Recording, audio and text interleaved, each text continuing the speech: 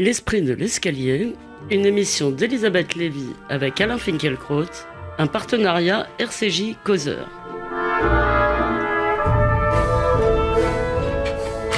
Bonjour à tous, bonjour Alain Finkielkraut. Bonjour. Il n'ira pas rapper sur les tombes des koufars, mécréants en arabe, tombés à Verdun. Le maire de la ville a en effet annulé le concert du chanteur Black M, prévu en marge des commémorations de la plus longue et de la plus meurtrière bataille de la Première Guerre mondiale, à la suite, a-t-il dit, d'un déferlement de haine et de racisme, je cite. Vous nous direz si cette reculade annonce le triomphe d'un ordre moral nauséabond, comme le pense la ministre de la Culture Audrey Azoulay, ou si elle est une victoire du bon sens. Mais aussi violents soient les mots et les symboles que l'on s'envoie à la figure dans la polémique, ils ne risquent pas de tuer.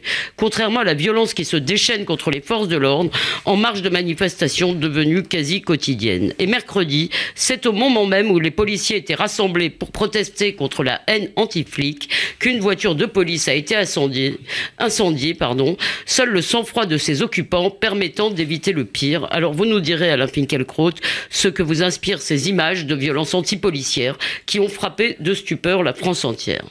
Mais commençons par l'ancien chanteur du groupe Section d'Assaut qui ne chantera pas à Verdun. Vendredi 13 mai, après plusieurs jours de polémique, le maire de la ville, Samuel Hazard, a annoncé l'annulation du concert devant, a-t-il dit, ce déferlement de haine et de racisme. L'annonce a été suivie d'un flot de réactions indignées à gauche, mais aussi chez certains membres des Républicains comme Benoît Apparu. Je ne résiste pas, cher Alain Finkielkraut, au plaisir de vous citer Jean-Marc Todeschini, le secrétaire d'État aux anciens combattants, j'ouvre les guillemets, c'est le début du totalitarisme et je dis que c'est vraiment le fascisme qui nous attend.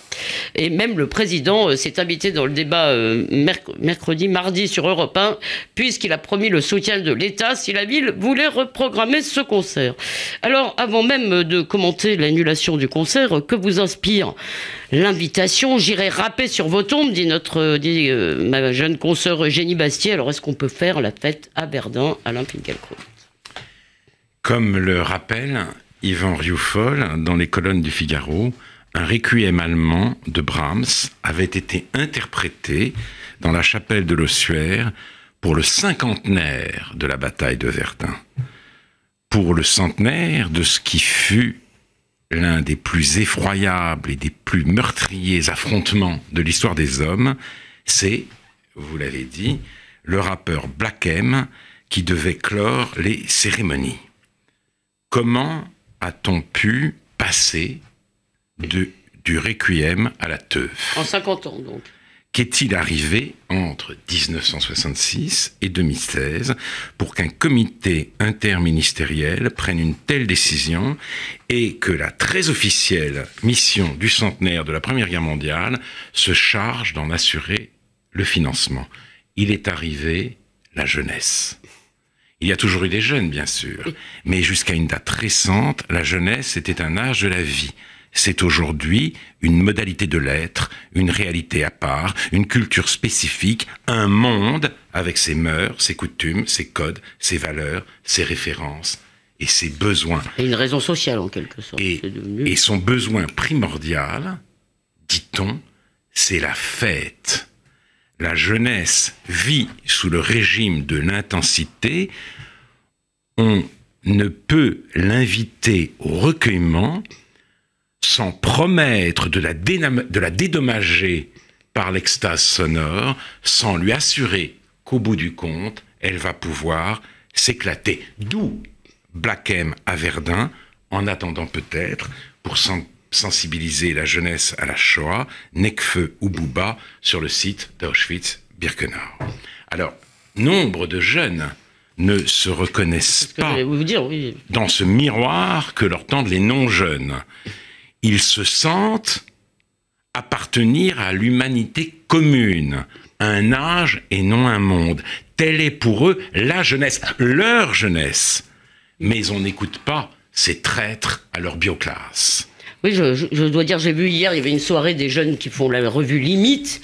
Et vraiment, quand vous parliez de ces jeunes qu'on veut divertir, je pensais à ces jeunes gens avec qui je partage, j'ai beaucoup d'idées que je ne partage pas, mais qui tout de même sont assez loin de vouloir écouter du rap à Verdun. Donc est-ce qu'on méprise pas en quelque sorte la jeunesse tout simplement. Et alors cette revue limite, d'ailleurs une revue très intéressante, puisque elle se veut écologique, elle veut même montrer, enfin elle veut arracher l'écologie en quelque sorte aux professionnels, au parti écologiste qui s'en est lui-même détourné, puisqu'il milite pour l'empilement des droits alors qu'il s'agit justement de penser en termes de limites. C'est un très bon exemple, il y en a d'autres. Donc en effet, des jeunes se sentent en quelque sorte emprisonnés dans la jeunesse dont on veut faire en quelque sorte un monde à part. Et peut-être, désolé, puisqu'il faut tout de même malgré tout l'expliquer, il faut rappeler pourquoi des gens se sont sentis insultés.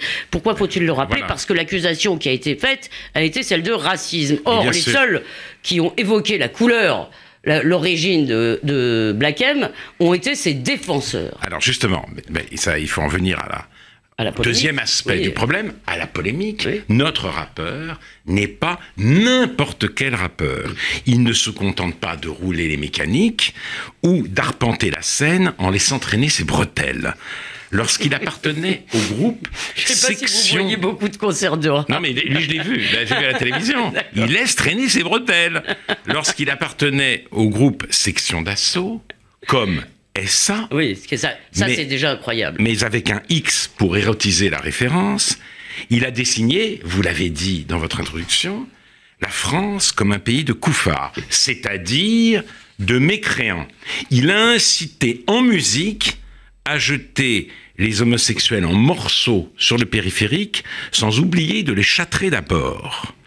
Le rappel de ces diatribes... Alors, est-ce que c'était du premier degré? Non. Je suis pas bien sûr. C'était du premier degré. Le groupe a été obligé de s'excuser, ne fût-ce que pour continuer à vivre. Il n'empêche, c'était un peu... Cette homophobie militante était sa marque de fabrique. Et le rappel de ces diatribes a conduit, après quelques tergiversations, à l'annulation de l'événement. Mais, comme c'est le site F de Souche qui a levé le lièvre, et comme Florian Philippot a été l'un des tout premiers à protester, cette annulation, vous l'avez dit également, Elisabeth Lévy, a mis toute la gauche en émoi. Permettez-moi de dire que Causeur a aussi protesté très vite, et plutôt par la voix d'un homme de gauche. C'était qui? Régis de Castelnau, qui a fait un excellent papier, très vite. Causeur. Oui, c'est la fachosphère. Voilà, c'est la fachosphère. Justement, d'ailleurs, à propos de fachosphère, je donne quelques exemples de cette indignation. Dominique Sopo, président à vie de SOS Racisme, a écrit sur le site de Libération. À l'annonce de ce concert, où Black M devait se produire devant des jeunes Français et Allemands, les fascistes et les réactionnaires patentés se sont dressés comme une seule croix gammée et comme un seul maurassien pour dénoncer l'affront fait aux morts. Excusez-moi, mais je suis désolé, ça me fait rire. Mais oui, mais vous avez raison. C'est vraiment hilarant. Claude Askolovitch a tweeté « S'ils avaient un doute, les petits noirs qui rappent en France savent désormais que même le succès ne les protège pas de la fange. » Et l'indignation a gagné le monde politique, notamment les membres du gouvernement. Vous avez cité Manuel Valls qui est resté prudemment très silencieux. Des membres du gouvernement. Manuel Valls est resté silencieux, vous avez raison. La ministre de la Culture, Audrey Azoulay, s'est lamentée que, je cite, des voix déchaînées aient obtenu l'annulation d'un concert au nom d'un ordre moral nauséabond et décomplexé. Il faut n'avoir plus aucune exigence intellectuelle, il faut être tombé dans une paresse définitive pour oser employer encore l'adjectif nauséabond. Vous allez regretter Fleur Pellerin. Ce vocable n'appartient plus depuis longtemps au lexique de la pensée vivante, mais au dictionnaire des idées reçues. Ce que révèle son utilisation persistante par des ministres, des intellectuels et des militants, c'est qu'en matière d'antiracisme, la routine tient lieu de vigilance et le réflexe a remplacé la réflexion. Quoique dans Ordre moral nauséabond, l'assemblage des mots-clés est tout à fait inédit. Oui, l'assemblage est un peu inédit. Il faut lui faire ce crédit. Elle a inventé quelque chose, Audrey Azoulay. Mais noir, donc exclu, tel est le raisonnement. Oui. Et il nous revient, si nous voulons faire France, selon l'expression qui fleurit dans le nouveau dictionnaire, il nous revient non de partager un héritage de gloire et de regret, mais d'accueillir Blachem à Verdun pour payer notre dette à l'égard de toutes les victimes de la discrimination, de la ségrégation. J'ai en tête le livre de Mathieu Bock-Côté, vous savez, sur le multiculturalisme comme religion politique. Il dit qu'aujourd'hui, oui, il dit qu'aujourd'hui, face à Alain Renaud, il dit qu'aujourd'hui, il ne s'agit plus de commémorer, il s'agit moins de commémorer les morts pour la France que les morts à cause de la France. Voilà. Donc, il faut inscrire toute mémoire dans, justement, l'horizon de cette repentance. Donc, j'en conclus qu'après la laïcité, les opposants les plus déterminés au parti que dirige Marine Le Pen lui abandonnent maintenant, sans coup férir, la décence commune comme l'entretien du legs de souvenirs qui, comme l'a écrit Renan, constitue la nation. Avec des ennemis comme ça, le Front National n'a même pas besoin d'amis. Et avec des antifascistes d'ailleurs, comme on va bientôt les voir. Mais juste une dernière question là-dessus. La bonne chose, me semble-t-il, de cette affaire, c'est que maintenant les accusations de fascisme, de racisme, de vous êtes ceci, vous êtes cela, non seulement n'ont plus aucun impact, mais il faut rigoler tout le monde. On dirait vraiment que c'est poussé, si vous voulez, régulière d'antifascisme. Même leurs auteurs ne les prennent pas vraiment au sérieux. Les auteurs les prennent au sérieux, si, mais évidemment, comme c'est une insulte à la décence commune, il y a de moins en moins de gens pour y croire. Ça, c'est vrai. Mais vous avez quand même souligné, et c'est un motif d'inquiétude, que les socialistes n'ont pas eu le monopole de cette indignation ridicule. Oui, la bonne droite Benoît aussi. Apparu, la bonne droite jupéiste, la bonne droite bien pensante, c'est-à-dire non pensante, y est allée aussi de son couplet. Ce qui nous annonce évidemment peut-être quelques années. Voilà. Oui. Peut-être quelques années encore assez difficiles de ce point de vue-là. Tout de même, j'ai l'esprit de l'escalier. Je voudrais juste que vous réagissiez sur un argument qui a été de dire mais enfin, c'est des erreurs de jeunesse, ces paroles de chansons, etc. Alors, est-ce que c'est recevable, ça ? D'abord, il ne s'est jamais présenté d'excuses pour pays de Couffard, mais l'erreur de jeunesse, c'est section d'assaut, d'abord, et il ne s'est pas excusé d'avoir appartenu à un groupe qui avait ce nom-là, et je le répète, il ne pouvait pas faire autrement que de prendre ses distances avec ces paroles ultra-violentes pour continuer d'exister dans le paysage médiatique. Mais il est clair que, étant donné sa situation, son identité, si vous voulez, ses excuses ont été immédiatement prises au sérieux, car noir veut dire de toute façon victime. Et puis section d'assaut pour un groupe homophobe, il y a peut-être une certaine méconnaissance historique. Absolument. Alors venons-en aux violences antipolicières, donc qui ont connu un nouveau palier ce mercredi avec l'incendie d'une voiture de police que tout le monde a vu, donc je ne m'étends pas. On a appris hier soir que 4 hommes âgés de 18 à 32 ans ont été écroués après avoir été mis en examen pour tentative de meurtre et violence en bande organisée. Cher Alain, ce ne sont pas des racailles de banlieue, mais des antifas et des militants d'ultra-gauche bien propres sur eux. Enfin ça, je n'en sais rien, mais du coup, l'image de ce policier noir qui se refusait à jouer à la guerre face à un adversaire excité m'a fait penser à Pasolini, qui disait que entre le flic et le manifestant, l'enfant du peuple n'est pas celui qu'on croit. Alors, Première chose, on a l'impression d'assister à une violence inédite. Alors peut-être parlez-nous de cette image. Et est-ce que c'est pas la mémoire qui nous fait défaut? Non, enfin, en tout cas, il faut s'arrêter quelques secondes à cette image que nous avons tous vue et revue. Poussée au paroxysme de la haine par le rassemblement des flics contre la haine anti-flic, contre les crachats, contre les injures. Vous êtes des bâtards, on va vous éradiquer, on va crever ta mère, contre le jet de bouteilles d'acide, de parpaing ou de boules de pétanque. Des manifestants s'en sont pris à une voiture de police et à ses deux occupants, un homme et une femme. Ils ont brisé les vitres, l'un d'entre eux a lancé un fumigène à l'intérieur du véhicule, et quand le policier est sorti, il a dû parer les coups d'un autre manifestant. Ces activistes forcenés, on les appelle les casseurs. Mais ce mot ne convient pas, car certes, ils s'attaquent à des magasins, à des banques, à des distributeurs automatiques de billets, mais les objets symboliques du capitalisme ne suffisent pas à étancher leur colère.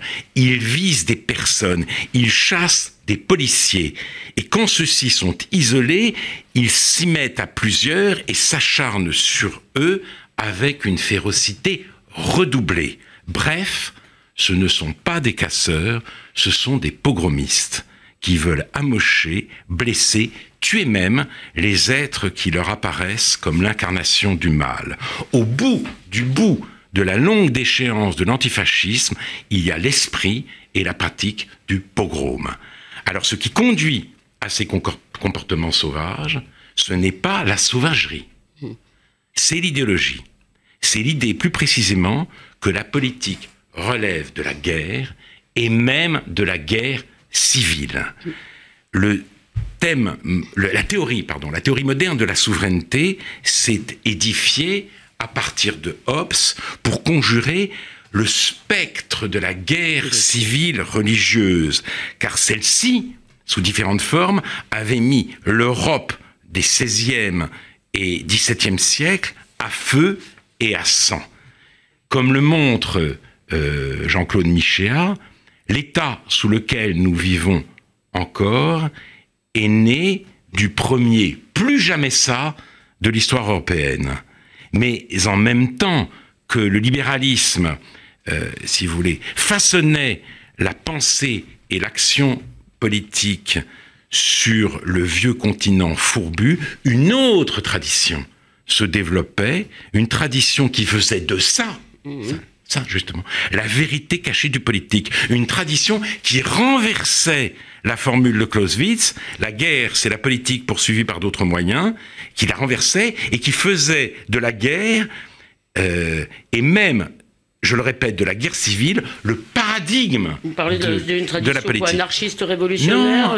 Non. Le renversement, c'est aussi le léninisme. C'est aussi même Trotsky, le rebelle, qui a tiré toutes les conséquences de ce plus que jamais ça, je cite, leur morale et la nôtre. La guerre civile, forme culminante. Edoui Plenel. La guerre civile, vous avez raison de le souligner, la guerre civile, forme culminante de la lutte des classes, abolit violemment tous les liens moraux entre les classes ennemies.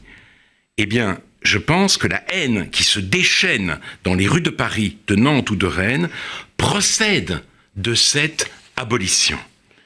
Et ce qui lui donne son intensité particulière, c'est la volonté, si vous voulez, de fermer la parenthèse qui avait été la parenthèse d'union nationale inaugurée par l'immense manifestation du 11 janvier.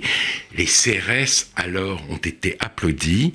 Il faut impérativement effacer cette tâche, c'est-à-dire, comme l'a écrit textuellement Frédéric Lordon, laver la place de la République de ses passions tristes, la communion étatico-officielle, la panique. Oui, mais enfin, Frédéric Lordon, ça n'est même pas ni Lénine, ni Sartre, c'est vraiment le général Alcazar. Mais justement, Alain Finkielkraut, tout le monde, dans ces manifestations, chante tout le monde déteste la police. Or, la réalité de la France, c'est que tout le monde déteste les casseurs, les pogromistes que vous décrivez.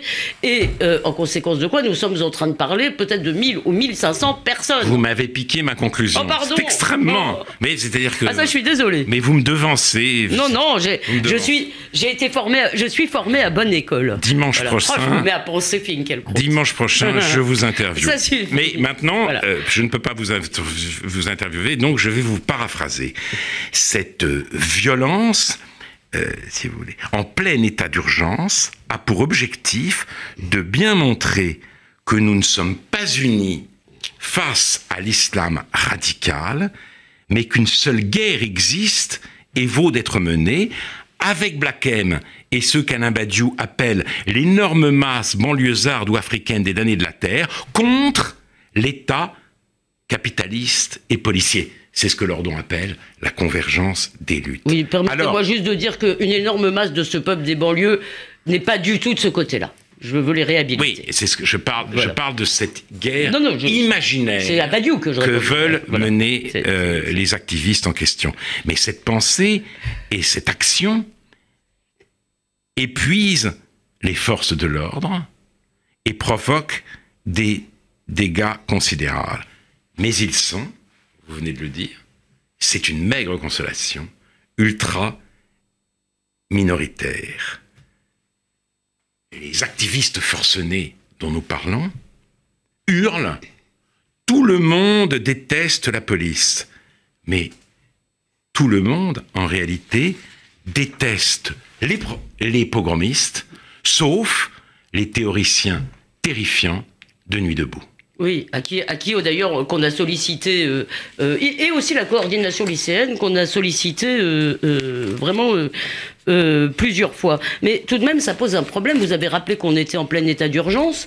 Est-ce que vous voyez... Alors évidemment, tout ça alimente toutes sortes de théories du complot. Le gouvernement ferait exprès de ne pas arrêter les casseurs pour discréditer le mouvement comme s'il ne le faisait pas tout seul. Mais tout de même, il y a un problème au moins de technique policière parce qu'il n'est pas tolérable, il n'est pas normal que 1200 ou 1500 activistes qui se déplacent de Notre-Dame-des-Landes à Civens, etc., mettent comme ça dans cet état la police en plein état d'urgence. Est-ce qu'il y a une faiblesse ou un manque de décision du gouvernement ? Je ne suis pas tout à fait compétent pour vous répondre, mais enfin...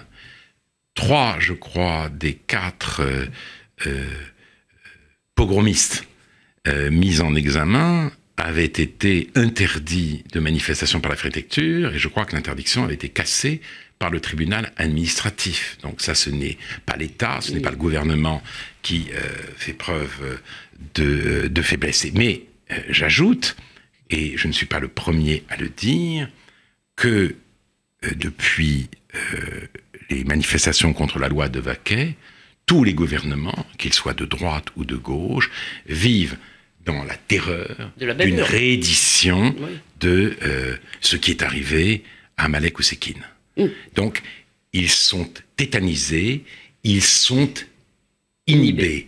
Et voilà, c'est ce qui rend d'ailleurs particulièrement exorbitante et scandaleuse l'affirmation selon laquelle la police fait un usage disproportionné de la force. Elle ne fait même pas un usage proportionné de la force. Elle est dans la retenue, dans la maîtrise continuelle pour qu'il n'y ait pas de dérapage. Et imaginez oui, que le policier, qui était d'ailleurs adjoint de sécurité, ait réagi, ait été vraiment terrorisé par le lynchage dont il commençait d'être l'objet. Imaginez qu'il ait sorti son arme et qu'on l'ait vu tirer sur le manifestant. Oui, tout aurait été changé. Et je trouve que son attitude est héroïque, mais en même temps, elle est très révélatrice. les policiers, de manière générale, il y a sans doute évidemment ici ou là quelques exceptions, font preuve à la demande de leur hiérarchie d'un sang-froid exceptionnel parce que rôde sans cesse le spectre de Malek Oussekine. Bon, je ne sais pas si nous y reviendrons, j'aurais voulu revenir sur la question de la nouveauté de ces violences, parce qu'après tout, ça fait 30 ans qu'on voit ce type de violence, y compris dans les manifestations du G8, vous vous rappelez ? Oui. Et si elles sont groupusculaires, elles risquent maintenant de s'établir. Elle s'installe, voilà. Ça devient, si vous voulez, une violence à défendre. Oui. Très bien. Et celle-là, je ne vous l'avais pas piquée. Alors merci, cher Alain Finkielkraut, de donner une fois de plus du sens au flux à la fois erratique et répétitif de l'actualité. D'ici dimanche prochain, on peut réécouter cette émission sur causeur.fr et radio-rcj.info. Et on vous lit également dans Causeur. Bonne semaine à vous, cher Alain Finkielkraut, et à vous tous, chers auditeurs.